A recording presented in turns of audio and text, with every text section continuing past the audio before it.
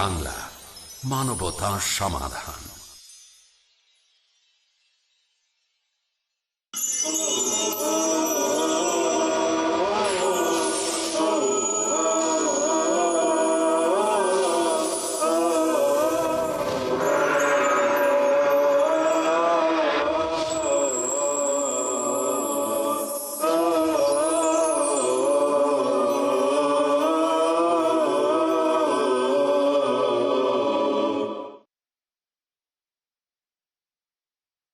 আসসালামু আলাইকুম ওরহমতুল্লাহি ওবরাকাতু। ইন্নাল হামদুলিল্লাহ ওয়াসসালাতু ওয়াসসালামু আলা রাসূলিল্লাহ ওয়া আলা আলিহি ওয়া আসহাবিহি ওয়া মান ওয়ালা, আম্মা বা'দ।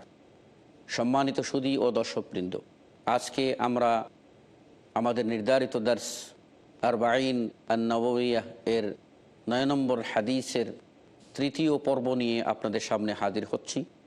আজকের এই দার্স 13 নম্বর দার্স। এই দার্সে আমরা আলোচনা করব হাদিসের শেষাংশ নিয়ে, যেখানে রাসূল সাল্লাল্লাহু আলাইহি ওয়াসাল্লাম ইরশাদ ফরমিয়েছেন, ফাইন্নামা আহলাকাল্লাযীনা মিন ক্বাবলিকুম কাসরাতু মাসাইলিহিম ওয়া ইখতিলাফুহুম আলা আমবিয়াইহিম। রাসূল সাল্লাল্লাহু আলাইহি ওয়াসাল্লাম ইরশাদ ফরমান, তোমাদের আগে যারা চলে গেছে তারা ধ্বংস হয়েছে কেন? কাসরাতু মাসাইলিহিম, তাদের অধিক প্রশ্ন করার কারণে, ওয়াখতিলাফুহুম আলা আম্বিয়াইহিম, এবং তারা তাদের নবীদের বিষয়ে ইখতিলাফ ও মতানৈক্য করার কারণে। এখনকার প্রতিপাদ্য বিষয়ে বিগত জাতিসমূহ ধ্বংস হলো কেন, এবং সেখান থেকে আমরা শিক্ষা নিয়ে কিভাবে ধ্বংস থেকে মুক্ত হতে পারি। সুধী ও দর্শকবৃন্দ, প্রশ্ন করা জ্ঞান অর্জনের একটি উপায়। আল্লাহ রাব্বুল আলামিন কোরআনে নির্দেশ দিয়েছেন, ফাসআলু আহলা যিকরি ইন কুনতুম লা তা'লামুনা বিল বায়িনাতি ওয়াজ জুবুর। ফাসআলু আহলা যিকর, তোমরা যদি না জানো তাহলে জ্ঞানীদের কাছ থেকে জেনে নাও, কেননা না জেনে আমল করার হুকুম শরীয়তে নেই। না জেনে আমল করলে ওই আমলটি আল্লাহর কাছে গ্রহণযোগ্য হবে না। জানতে হবে, কিন্তু জানার কিছু রীতি আছে। এজন্য প্রশ্ন কখনো করা আপনার উপরে ফরজ। আপনি জানেন না, না জেনে আমল করবেন, অবশ্যই আপনার উপরে ফরজ। আপনি অবশ্যই মাসআলাটি জেনে নেবেন। অতিরিক্ত জ্ঞান অর্জন, সেই ক্ষেত্রে জিজ্ঞাসা আপনার জন্য ভালো, ফরজে কিফায়া, অন্যরা জানছে আপনিও চেষ্টা করছেন, ভালো। আবার কখনো মুবাহ হবে যে অতিরিক্ত বেশি বেশি করে নেকির প্রতিযোগিতায় এগিয়ে আসার প্রশ্ন করা। আমরা দেখতে পাচ্ছি যে আমাদের নবী মুহাম্মদ সাল্লাল্লাহু আলাইহি ওয়াসাল্লামকে সাহাবায়ে কেরাম রিজওয়ানুল্লাহি আলাইহিম আজমাইন প্রত্যেকটি বিষয়ে জিজ্ঞাসা করে জেনে নিয়ে আমল করতেন। রাসূল সাল্লাল্লাহু আলাইহি ওয়াসাল্লাম যে কাজটি করেছেন, যেমন মিম্বরে উঠে আমিন বলেছেন, এটা এর আগে সাহাবারা দেখেন নাই। কিন্তু সালাত শেষ করার পরেই রাসূল সাল্লাল্লাহু আলাইহি ওয়াসাল্লামের কাছে সাহাবারা জিজ্ঞাসা করছেন, ইয়া রাসূলুল্লাহ, আপনি তো আগে এরকম করেন নাই, কেন এটা করেছেন? রাসূল সাল্লাল্লাহু আলাইহি ওয়াসাল্লাম একবার সালাতের মধ্যে 4 রাকাতের বদলে 2 রাকাত পড়ে সালাম ফিরিয়ে ফেললেন।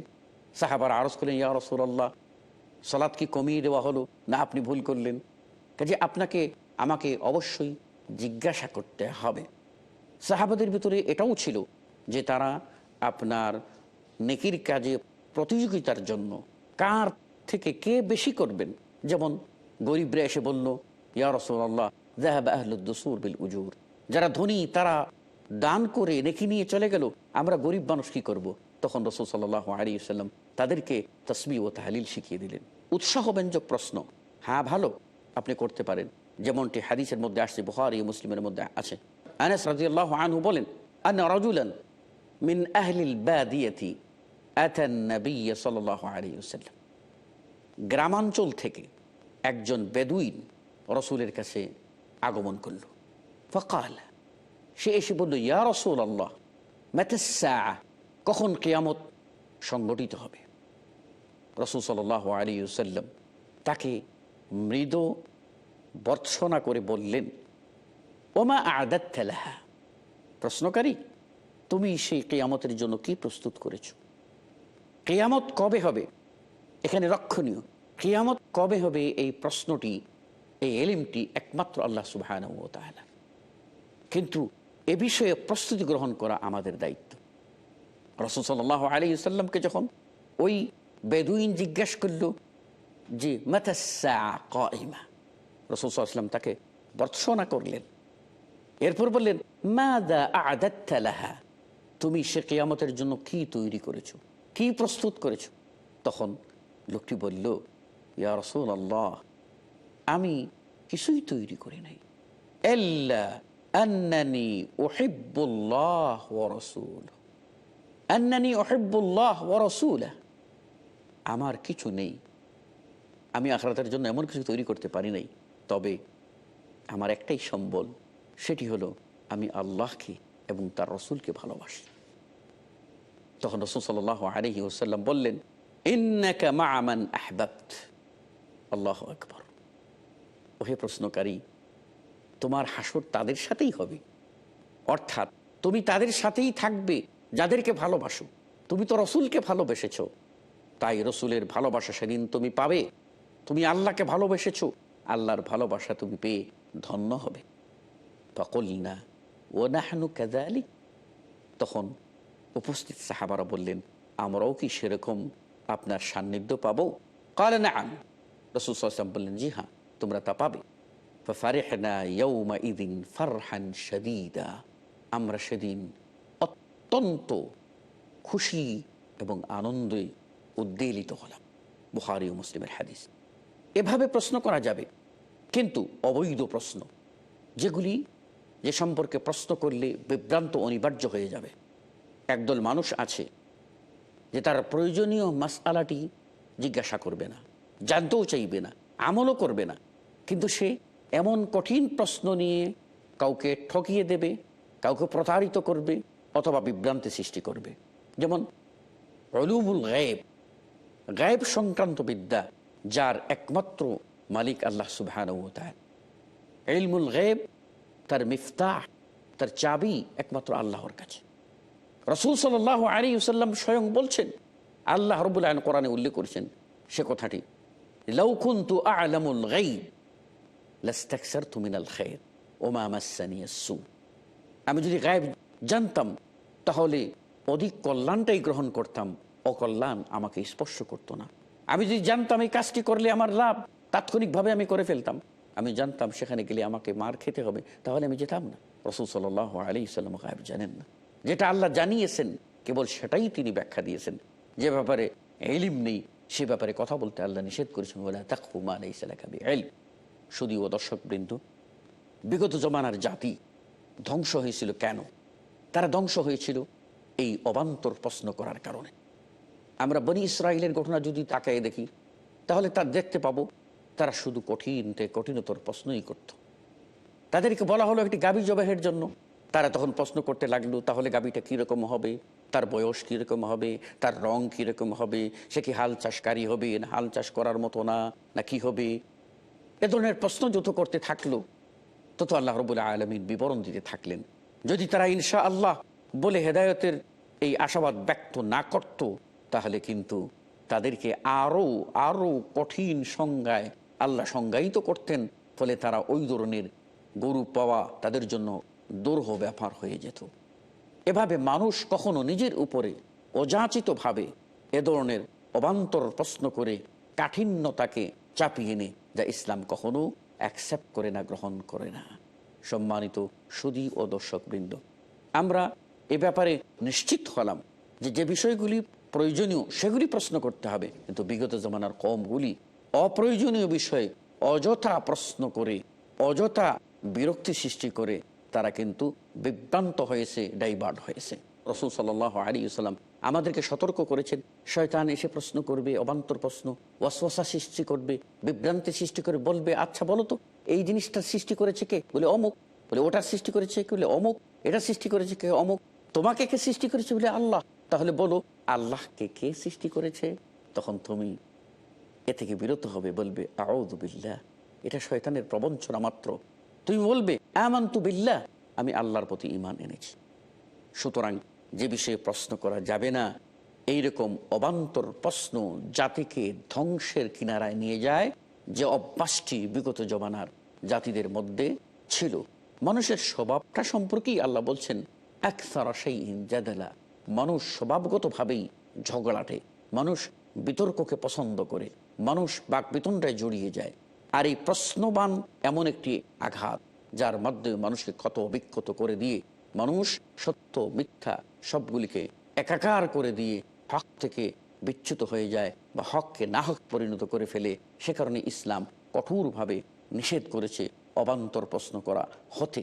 শুধুও দর্শকবৃন্দ, আমরা এ পর্বে একটু বিরতি নিচ্ছি, তারপর আবার আপনাদের সামনে বাকি অংশ নিয়ে হাজির হব ইনশাআল্লাহ। ততক্ষণে আপনারা আমাদের সাথেই থাকুন।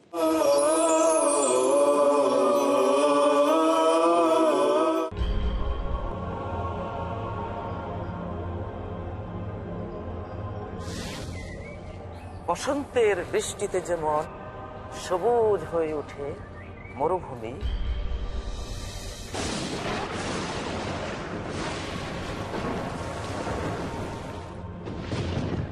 তেমনি জীবন্ত হয়ে ওঠে আল কোরআনের জ্ঞানের ঝর্ণাধারায় মানব হৃদয়।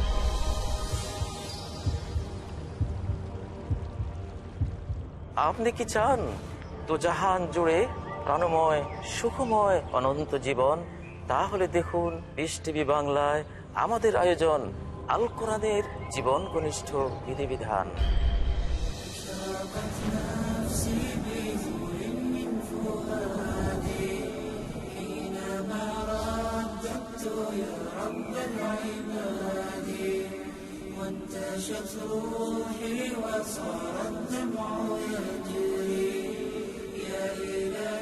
জানেন কত সুন্দরভাবে পবিত্র কোরআন অগণিত জীবনকে আলোকিত করেছে? আল কোরআনের জীবন ঘনিষ্ঠ বিধিবিধান কাল রাত 10:30 বা পুনঃ সম্প্রচার সকাল 9টায় বাংলাদেশে পিস টিভি বাংলায়। The students of Islamic International School welcome all of you. Assalamu alaikum wa rahmatullahi wa barakatuh. Al-Malikul Quddusus Salamul Mu'minul Muhaymin. M-U-S-L-I-M, I'm so blessed to be with them. M-U-S-L-I-M, I'm so blessed to be with them. Don't know about you, I know about me. I'm proud cause I'm rolling Islamically. Everywhere I see, even on TV, people talking trash about the way I be. But what they all hate is if we get great, cause we're the only ones with our heads on straight. Don't ever frown on your head looking down. If you read the Quran, you're the best in the town.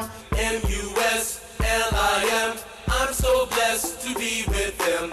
M-U-S-L-I-M, I'm so blessed to be with them. Watch Little Wonders at their best. বিস্ময় শিশুরা কাল সন্ধ্যা 7টায় বা পুনঃ সম্প্রচার সকাল 11টায় বাংলাদেশে piece TV বাংলায়।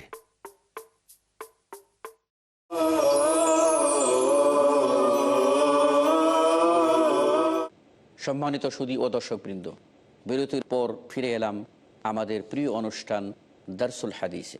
আমরা সেখানে আলোচনা করতেছিলাম যে রাসূল সাল্লাল্লাহু আলাইহি ওয়াসাল্লাম বিগত জাতির ধ্বংসের যে কারণ বলেছিলেন যে প্রশ্ন অধিক করা। সে বিষয়ে আলোকপাতের পর আমরা তাদের দ্বিতীয় কারণ নিয়ে আলোচনা করব, সেটা হলো ইখতিলাফুহুম আলা আম্বিয়াইহিম। তারা তাদের নবীদের নিয়ে ইখতিলাফ করেছে। ইখতিলাফ বা মতানৈক্য মানুষের ভিতরে ধ্বংস আনে। অক্ষ ও সংহতি কাম্য, অনক্ষ কখনো কাম্য হতে পারে না। আল্লাহ রাব্বুল আলামিন দিকভ্রান্ত মানুষকে একটি নির্দিষ্ট পথে পরিচালনা করার জন্য সকলকে একই কাতারে সামিল করে অক্ষ সংহতি ও সম্প্রীতির মাধ্যমে জীবনকে সুন্দর করার জন্য প্রেরণ করেছেন আসমানি হেদায়ত এবং পাঠিয়েছেন আমাদের নবী মুহাম্মদ রাসূলুল্লাহ সাল্লাল্লাহু আলাইহি ওয়াসাল্লামকে। আপনারা জানেন, ইতিহাস জ্বলন্ত সাক্ষী যে আরবের মানুষেরা পরস্পরের ঝগড়া বাকবিতণ্ডায় লিপ্ত ছিল এবং সেই বাকবিতণ্ডার কারণেই, ইখতিলাফের কারণেই তারা শতদা বিভক্ত হয়ে পরস্পরিতে খুনাখুনি করে সমাজকে ত্রাসে পরিণত করেছিল। আল্লাহ রাব্বুল আলামিন সেখান থেকে উদ্ধার করলেন ইসলাম দিয়ে, শান্তি দিয়ে, আল্লাহর রশ্মি কোরআন দিয়ে। আল্লাহ বলেন ফাআনকাযাকুম মিনহা, সেখান থেকে আল্লাহ রাব্বুল আলামিন তোমাদেরকে ফিরিয়ে আনলেন। শুধু ও দর্শকবৃন্দ, ইখতিলাফ শরীয়তে গ্রহণযোগ্য নয়, আবার ইখতিলাফ স্বাভাবিক। আমরা যদি ইখতিলাফ ধরি বা মতানৈক্য ধরি, তাহলে সেগুলি বা আমরা প্রকারভেদ যদি বিচার করি, তাহলে আমরা দেখতে পাবো আমাদের সমাজে 3 ধরনের ইখতিলাফ রয়েছে। একটি হচ্ছে আকীদা সংক্রান্ত বিষয়ে ইখতিলাফ। এই আকীদা সংক্রান্ত বিষয়ে ইখতিলাফ কোনো অবস্থাতেই গ্রহণযোগ্য না। কেন? যে আকীদা হলো মূল। আকীদা যদি সঠিক হয় তাহলে অন্যান্য আমল গ্রহণযোগ্যতার প্রশ্ন আসে। আর আকীদা যদি সঠিক না হয়, মূল বিশ্বাসেই যদি বিভ্রান্তি থাকে, তাহলে মুসলিমরা কখনো ঐক্য হতে পারবে না। আমরা দেখছি বর্তমান এই জামানায় আকীদাগত বিভ্রান্তি আমাদের মধ্যে বেশি বেড়ে গেছে। আমরা কেউ আল্লাহকে তার কুদরত ও মর্যাদা অনুযায়ী হয়তো বিশ্বাস হুবহু করতে পারছি না। আল্লাহকে আমরা সৃষ্টির সাথে তুলনা করে দিচ্ছি। কেউ আবার আল্লাহ রাব্বুল আলামিনকে আমরা এটা কল্পিত আকার নিয়ে বিশ্বাস করছি।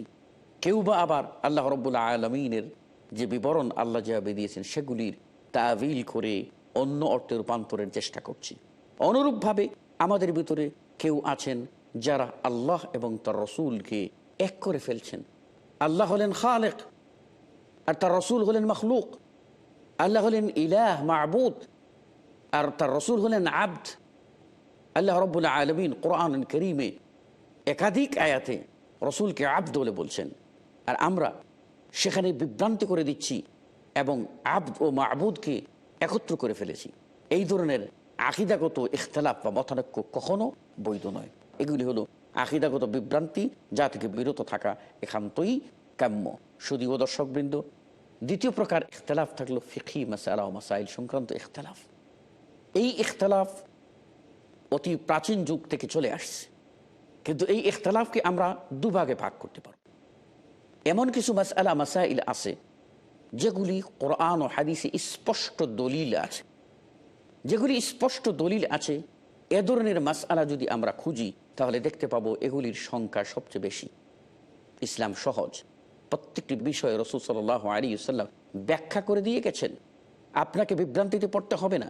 কিন্তু শতে হয়তো একটি বা দুটি এমন মাসআলা আপনার সামনে আসবে যা হয়তো সরাসরি কোরআনে এবং হাদিসে আছে, কিন্তু আপনি হয়তো সরাসরি উপলব্ধি করতে পারছেন না। এর গভীরতম প্রদেশে আপনি প্রবেশ করতে পারছেন না, সেখান থেকে মাসআলা বের করে আনতে পারছেন না। এমন যদি বিষয়ে দেখা দেয়, তাহলে সে বিষয়গুলি নিয়ে আমরা যদি কোনো একজন জ্ঞানী ব্যক্তি যিনি বুঝেন তার ব্যাখ্যাটাকে যদি আমাদের কাছে কোরআন ও হাদিসের নিকটবর্তী হয় আর আমরা মেনে নিই, এই শর্তে যে এর চেয়ে সুন্দরতম সমাধান যদি পাই অথবা কোরআনের এর চেয়ে স্পষ্ট নির্দেশ পাই, রাসূল সাল্লাল্লাহু আলাইহি ওয়াসাল্লামের পক্ষ থেকে এর চেয়ে স্পষ্ট ফতোয়া পাই, তাহলে আমি সেটাকেই গ্রহণ করব। কিন্তু এই ক্ষেত্রে কারো অন্ধ অনুসারী হওয়া যাবে না। আমরা আকীদাগত দিক থেকেও মানে ফিকহি মাসআলাও এমন হয়ে গেছে যে আমাদের সমাজে যে হাদিস আছে, কোরআন আছে, সহিহ শুদ্ধ প্রমাণিত আছে, তারপরেও আমাদের ভিতরে একটা হয়ে গেছে প্রচলন যে হ্যাঁ এটা হাদিস, এটা কোরআন, কিন্তু আমার অনুসরণীয় ব্যক্তি যাকে আমি মানি বা আমি যে তরিকার অনুসারী সে তরিকা সেটা মানে না, সুতরাং আমিও মানব না। তাহলে আপনি কাকে নবী মানলেন? আপনার নবী অন্য কেউ না মুহাম্মদ রাসূল সাল্লাল্লাহু আলাইহি ওয়াসাল্লাম? যদি তাই হয়ে থাকে তাহলে মুহাম্মদ সাল্লাল্লাহু আলাইহি ওয়াসাল্লামের অনুসরণ করতে আপনার আপত্তি কোথায়? হাদিস মানতে আপনার আপত্তি কোথায়? সম্মানিত সুধী ও দর্শকবৃন্দ, ইখতিলাফের মধ্যে তৃতীয় প্রকার ইখতিলাফ আছে যে মতের ভিন্নতা। মুআমালাত সংক্রান্ত জাগতিক বিষয়ে এই কাজটা এই মুহূর্তে করব না ওই সময় করব, এখন করব না তখন করব, এভাবে করব না ওইভাবে করব, এই পদ্ধতিগত যদি ইখতিলাফ হয় আর সেগুলি যদি মৌলিক বিষয়ে না হয়, তাহলে ওই ইখতিলাফ তো মানুষের সাথে থাকবেই। পিতা পুত্রে মতদ্বৈততা থাকে, স্বামী স্ত্রীতে মতের মধ্যে ভিন্নতা থাকে, এটা একান্তই স্বাভাবিক মানুষের ভিতরে হয়ে থাকে। বাপ বেটার বিতর্ক থাকে, এটা স্বাভাবিকভাবে থাকবে। এই স্বাভাবিক ইখতিলাফ যেন ইফতিরাকে পরিণত না হয় এবং সেটার জন্য কোনো প্রকার বিদ্বেষে পরিণত না হয়, তাহলে সেদিকে আমাদেরকে খেয়াল করতে হবে। সম্মানিত সুধী ও দর্শক বৃন্দ, ইসলাম ঐক্য চায়, অনৈক্য চায় না। এই ইসলাম ইত্তেহাদ চায়, ইখতিলাফ চায় না। আল্লাহ রাব্বুল আলামিন কোরআনে কারীমে বলছেন, ইন্না হাযিহি উম্মাতুকুম উম্মাহ ওয়াহিদা, তোমরা হচ্ছে একটি উম্মত, ওয়া আনা রাব্বুকুম ফা'বুদুন, আর আমি হলাম তোমাদের রব, কাজেই তোমরা আমারই ইবাদত করো। সূরা আল আম্বিয়া 92 নম্বর আয়াতে আল্লাহ রাব্বুল আলামিন বলছেন উম্মত যে এক, আল্লাহ রাব্বুল আলামিন কঠোরভাবে নিষেধ করে বলছেন ওয়ালা তাকুনু কাল্লাযীনা তাফাররাকু, তোমরা ওদের মতো হইও না যারা দলে দলে শতদা বিভক্ত হয়ে পড়েছে। ওয়াখতালাফু মিন বা'দি মা জাআহুমুল বায়িনাত, তাদের কাছে স্পষ্ট দলিল প্রমাণ আসার পরেও তারা ইখতিলাফ করেছে। আহা, কতই না দুর্ভোগ যে তার কাছে দলিল আছে, প্রমাণ আছে, সত্য আছে, তারপরেও সে ইখতিলাফ করছে, মতানৈক্য করছে। তাহলে সে কি চায়? সত্য অনুসন্ধানী ব্যক্তি মাত্রই এ ধরনের অবান্তর ইখতিলাফ ও মতানৈক্য থেকে দূরে থাকবে। বরং আল্লাহ রাব্বুল আলামিন বলছেন যারা এ ধরনের ইখতিলাফ করে, এ ধরনের মতানৈক্যে লিপ্ত হয়, ও উলাইকা লাহুম আযাবুন আযীম, তাদের জন্য বড় ধরনের আযাব ও শাস্তি রয়েছে। আমাদের প্রিয় নবী মুহাম্মদ সাল্লাল্লাহু আলাইহি ওয়াসাল্লাম আমাদেরকে জানিয়ে দিয়েছেন আরব মুশরিকদের এই ইখতিলাফের চিত্র।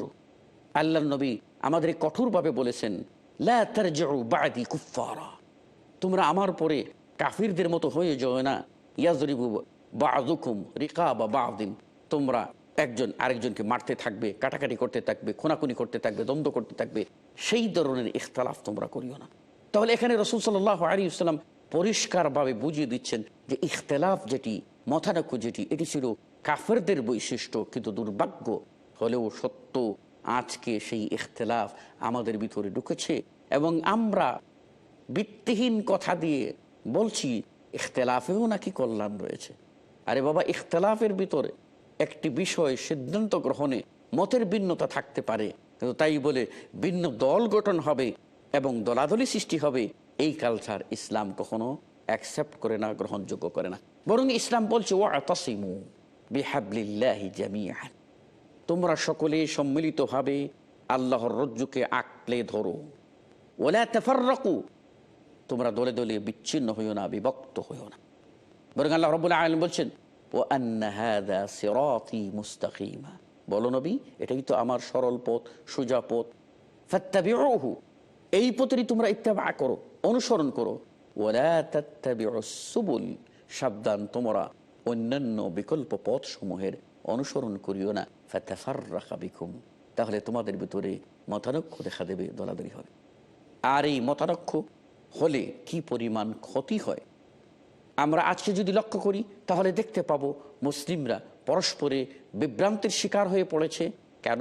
যে তাদের ভিতরে পক্ষ নেই, তাদের ভিতরে একতা নেই, তাদের ভিতরে সংহতি নেই, তাদের ভিতরে সহমর্মিতা নেই, তাদের ভিতরে পরস্পরে দয়া মায়া মমতা কিছু নেই। আজকে মুসলিমরা এক এক তরিকায়, এক এক ইজমে, এক এক মতবাদে বিভক্ত হওয়ার কারণে তাদের শক্তি সামর্থ্য সব যেন হারিয়ে ফেলেছে। আল্লাহ রাব্বুল আলামিন কোরআনুল কারীমে আমাদেরকে বলে দিয়েছেন তোমরা যদি ইখতিলাফ করো ফাতাফশাল, তাহলে তোমরা বিপর্যস্ত হয়ে যাবে, তোমরা ব্যর্থতায় পর্যবসিত হবে, তোমাদের মিশন সাকসেস হবে না। তোমাদের ভিতরে যে শক্তি ছিল ও তাযহাবা রিহুকুম, তোমাদের সে হাওয়া চলে যাবে। লক্ষ্য করুন, চাকায় যদি হাওয়া না থাকে তাহলে চাকা শক্তি পায় না। ঠিক আপনার ভিতরে যদি সেই স্পিড না থাকে, শক্তি না থাকে, তাহলে আপনিও তো শক্তি পাবেন না, সামর্থ্য পাবেন না। আজকে মুসলিম উম্মাহের এই অবস্থা কেন? কেন আজকে আমরা ছোট ছোট বিষয় নিয়ে বিতর্ক করে বিভিন্নভাবে আমরা গ্রুপে গ্রুপে বিভক্ত হয়ে পড়েছি? ফলে আজ আমরা পৃথিবীর কোথাও শান্তিতে বসবাস করতে পারছি না, আমরা বুক ফুলে সত্য বলতে পারছি না, সত্য মানুষের কাছে তুলে ধরতে পারছি না। ইসলাম এমন একটি ধর্ম, দিন, যা মানুষের কাছে মডেল হিসাবে মানুষ উপস্থাপন করবে যে এই আদর্শই চূড়ান্ত, এই আদর্শই হক, এই আদর্শই কল্যাণকর, এটাই মঙ্গল, এটাই মানবতার প্রকৃত দৃষ্টান্ত। আপনার আমার যারা আমরা মুসলিম দাবি করি, আমাদের মধ্যে সেই আদর্শ ও নৈতিকতার পরিপূর্ণ গুণ যখন আমাদের ভিতরে আসবে, তখন আমরা নিজেরা অন্য জাতির কাছে একটা মডেল হিসাবে দাঁড়াতে পারবো। জাতি তখন আমাদের কাছ থেকে সত্য গ্রহণ করবে। সম্মানিত সুধী ও দর্শকবৃন্দ, আজকে আমরা আসল ইসলামটা হারিয়ে ফেলে নকলের পিছনে দৌড়াদৌড়ি করেছি। আর প্রবাদে আছে, সাত নকলে আসল খাস্তা। আমাদের অবস্থা তাই হয়েছে। সেজন্য আমাদেরকে অবশ্যই আসলের দিকে, মৌলিকত্বের দিকে ফিরে আসতে হবে। যেহেতু আমি এই হাদিসটির দার্সের প্রথমেই বলেছিলাম, এটি হচ্ছে আমাদেরকে শিক্ষা দিচ্ছে উজুবুল ইতিসাম বিল কিতাবে ও সুন্নাহ, কোরআন ও সুন্নাহকে আঁকড়ে ধরা। এবং এটি আমাদেরকে শিক্ষা দিচ্ছে কি করে নবী মুহাম্মদুর রাসূলুল্লাহ সাল্লাল্লাহু আলাইহি ওয়াসাল্লামকে সর্বোচ্চ মর্যাদা দিতে হবে আল্লাহর বিধান অনুযায়ী। কেননা রসুলকে ভালোবাসলেই আল্লাহকে ভালোবাসা হবে, রসুলকে অনুসরণ করলেই আল্লাহকে অনুসরণ করা হবে, রসুলকে মানলেই আল্লাহকে মানা হবে, আর রসুলের অবাধ্য হলে আল্লাহর অবাধ্য হবে। কাজেই আমরা বলবো, সম্মানিত সুধীয় দর্শকবৃন্দ, আসুন আমরা হাদিসের মূল শিক্ষার দিকে ফিরে যাই। হাদিস আমাদেরকে শিক্ষা দিচ্ছে শরীয়তের প্রত্যেকটি আমল নির্দেশ আমরা যেন সাধ্যমতো পালন করার চেষ্টা করি। দ্বিতীয়ত আমাদেরকে শিক্ষা দিচ্ছে যে সমস্ত বিষয়গুলি মুহাররম নিষিদ্ধ, সেগুলি থেকে যেন আমরা সাবধান ও সতর্ক হই। ইসলাম সহজ ও স্বাভাবিক জীবন বিধান হিসাবে সেটা নিজেরা আমল করি এবং অন্যের কাছে উপস্থাপন করি। অপ্রয়োজনীয় প্রশ্ন করে আমরা যেন পরস্পরের মধ্যে কাটা ছোড়াছুড়ি না করি, বিভ্রান্ত না হই, বরং আমরা অক্ষের পথে ফিরে আসি, যাবতীয় অনক্ষ আমরা সেই দূর করে ফেলি। তাহলে আমাদের ভিতরে হামদর্দি, আমাদের ভিতরে বরাদরি, আমাদের ভিতরে ভ্রাতৃত্ববোধ জাগ্রত হবে। আল্লাহ রাব্বুল আলামিন আমাদের সকলকে সত্য উপলব্ধি করে আমল করার তৌফিক দান করুন। ওয়া সাল্লাল্লাহু আলা নবিয়িনা মুহাম্মদ ওয়া আলা আলিহি ওয়া সাহবিহি আজমাইন। আসসালামু আলাইকুম ওয়া রাহমাতুল্লাহি ওয়া বারাকাতুহু।